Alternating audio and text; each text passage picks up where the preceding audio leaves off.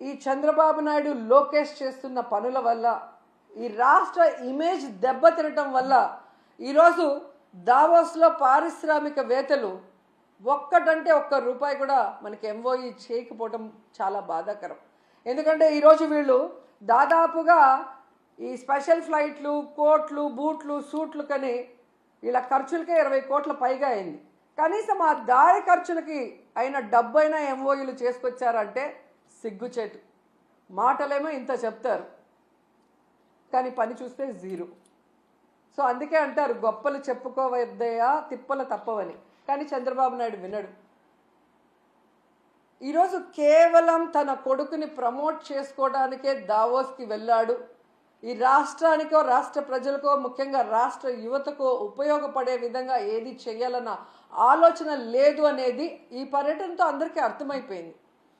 ఎందుకంటే అంత పెద్ద వేదిక మీద సీఎం చంద్రబాబు నాయుడు గారు మా రాష్ట్ర ఆర్థిక వ్యవస్థ చితికిపోయింది, చాలా పేద రాష్ట్రంగా మేము మిగిలిపోయాం అని అంత పెద్ద వేదిక మీద చెప్తే ఏ పారిశ్రామికవేత్త వచ్చి ఇన్వెస్ట్ చేస్తాడు? అసలు ఎందుకు అలాంటి మాటలు మాట్లాడాల్సి వస్తుందో నాకు అర్థం కావట్లేదు. ఎలక్షన్స్ ముందు కూడా దాదాపుగా 14 లక్షల కోట్ల అప్పు ఉందని చెప్పి అబద్ధాలు చెప్పటం, ప్రజల్ని కన్ఫ్యూజ్ చేయటం. తీరా మొన్న అసెంబ్లీలో చూస్తే బడ్జెట్ డాక్యుమెంట్స్లో 6.5 లక్షల కోట్లు మాత్రమే అప్పు ఉంది అని చెప్తారు. రాష్ట్రం విడిపోయాక నువ్వే కదా మొదట ముఖ్యమంత్రిగా 5 సంవత్సరాలు ఉన్నావు. నువ్వు ఎంత అప్పు చేసి దిగిపోయావు, 5 ఏళ్లలో మేమేం చేసామో చెప్పాలి కదా జనాలకి. కానీ బయట ఒకటి లోపల ఒకటి మాట్లాడటం.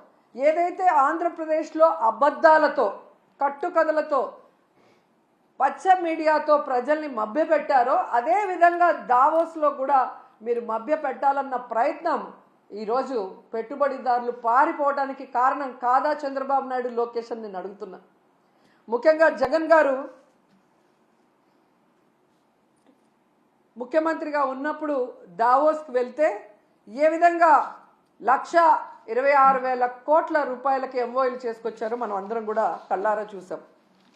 అలాగే విశాఖలో గ్లోబల్ ఇన్వెస్ట్మెంట్ సమ్మిట్ ఏర్పాటు చేసి 13.5 లక్షల కోట్ల రూపాయలకి ఎంఓఈలు చేయటం మీ అందరూ కూడా గమనించారు ఈ రాష్ట్ర ప్రజలు.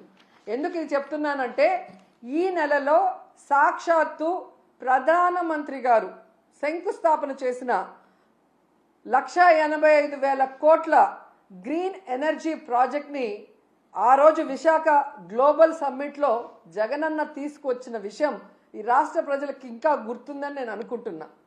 అలాగే ప్రధానమంత్రి గారు శంకుస్థాపన చేసిన బల్క్ డ్రగ్ ప్రాజెక్ట్ కూడా జగనన్న ముఖ్యమంత్రిగా ఉన్నప్పుడు ఇతర రాష్ట్రాలతో పోటీ పడి తీసుకొచ్చింది.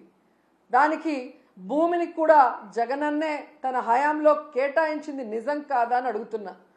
సో జగనన్న తీసుకొచ్చినవి మీ గొప్పతనంగా ప్రధానమంత్రి గారిని పిలిపించి మొన్న హడావిడి చేశారు తప్ప మీ పరిపాలన చూసి మిమ్మల్ని చూసి ఒక్క ప్రాజెక్ట్ అయినా, ఒక్క పారిశ్రామికవేత్త, ఒక్క పెట్టుబడి అయినా పెట్టాడని నేను అడుగుతున్నాను.